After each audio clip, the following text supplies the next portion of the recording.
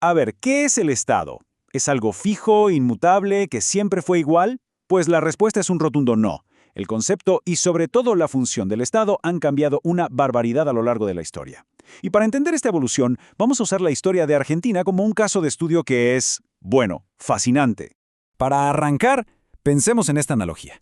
El Estado debería ser como un árbitro, totalmente imparcial que solo se asegura de que se cumplan las reglas del juego, o más bien como un entrenador, que se mete, da indicaciones y busca activamente que su equipo gane.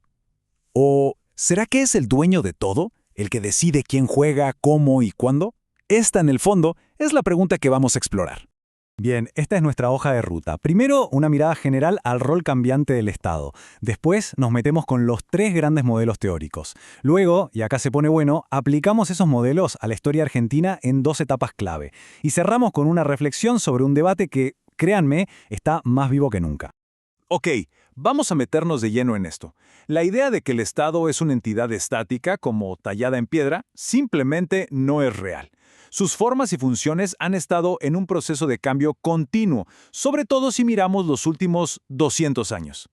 Y ojo, no hablamos de cambios menores, ¿eh? Hablamos de transformaciones fundamentales en cómo se organizan las instituciones, qué derechos se consideran importantes y, crucialmente, cómo el Estado se para frente a la economía de un país. Es un cambio de paradigma total que nos afecta la vida a todos. Para poder analizar estos cambios, los especialistas suelen usar 3 modelos, 3 tipos ideales de Estado. Pensemos en ellos como si fueran el manual de instrucciones que define qué debe y, sobre todo, qué no debe hacer un gobierno.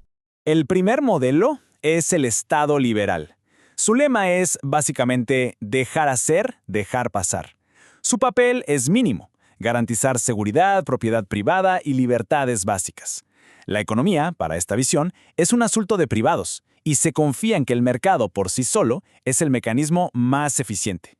El Estado, acá, es un simple árbitro. Y en la otra punta tenemos al estado de bienestar. Este modelo nace de la idea de que el mercado tiene fallas, que no lo puede resolver todo. Aquí el Estado se convierte en protagonista, interviene, regula, crea empresas públicas y fundamentalmente garantiza derechos sociales, salud, educación, jubilación, todo eso. Pasa de ser un árbitro a un entrenador superactivo. Y finalmente, el Estado neoliberal, que surge como una reacción muy fuerte al modelo anterior. La crítica principal es que el estado de bienestar se volvió demasiado grande, ineficiente, un monstruo burocrático.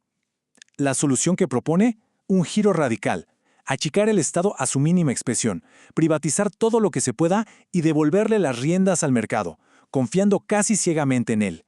Esta tabla es genial porque pone las diferencias en blanco y negro. Miren el rol en la economía. Pasamos de no intervención a fuerte intervención y de vuelta a mínima intervención. Lo mismo con los derechos que se priorizan o la creencia de fondo sobre quién organiza mejor la sociedad, el mercado o el Estado. Es clave entender estas diferencias, porque cada modelo es realmente un mundo aparte. Bueno, basta de teoría. Ahora vamos a la práctica. ¿Cómo aterrizaron estos modelos en la historia real, compleja y a menudo contradictoria de Argentina? Acá es donde la cosa se pone verdaderamente interesante. Esta línea de tiempo es como un resumen a alta velocidad.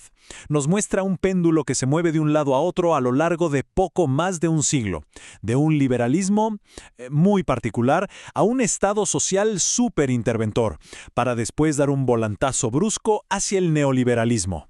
A ver, esto es fundamental. Acá vemos la enorme brecha entre la teoría y la realidad. En lo económico, la Argentina de fines del siglo XIX era liberal, sin duda. Se abrió al mundo como exportador de materias primas.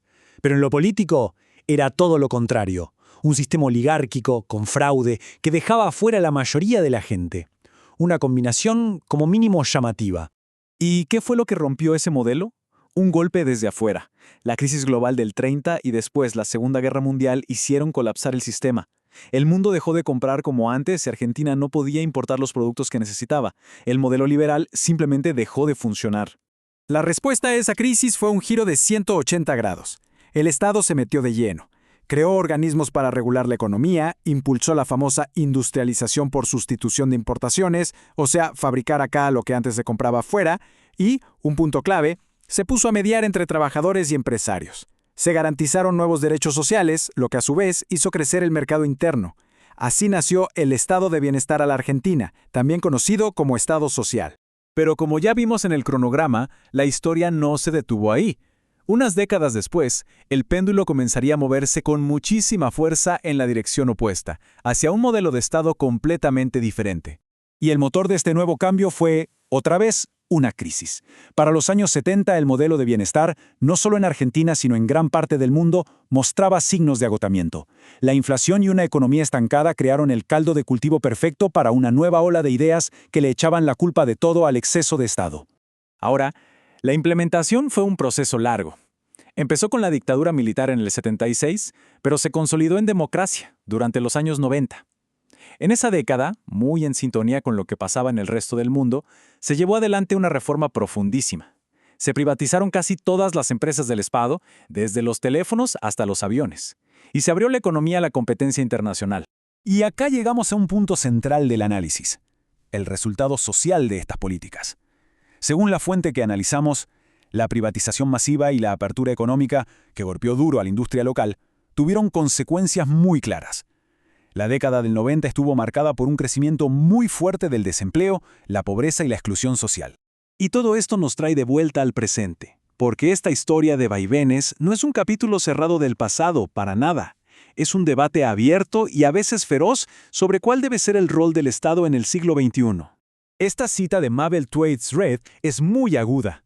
Lo que sugiere es que el Estado neoliberal no es que desapareció o se achicó en más, sino que cambió sus prioridades. Dejó de lado su rol de incluir a los sectores más vulnerables y de proteger a la sociedad de los golpes del mercado para enfocarse en garantizar las reglas del juego para los grandes actores económicos globales. Y lo que hace que este debate esté tan vigente es que la historia reciente parece contradecir un poco la idea del Estado mínimo. Las grandes crisis financieras globales han obligado a los estados de todo el mundo, incluso a los más liberales, a intervenir masivamente para rescatar bancos y empresas, poniendo en jaque todo el paradigma neoliberal. Así que cerramos con una pregunta que queda flotando en el aire. Después de ver este recorrido, este péndulo que ha ido de un lado a otro, impulsado por crisis y por ideas, la gran incógnita es: ¿qué hemos aprendido de todo esto? Y sobre todo, ¿qué tipo de Estado se necesita para los desafíos que vienen? La discusión claramente está lejos, muy lejos de terminar.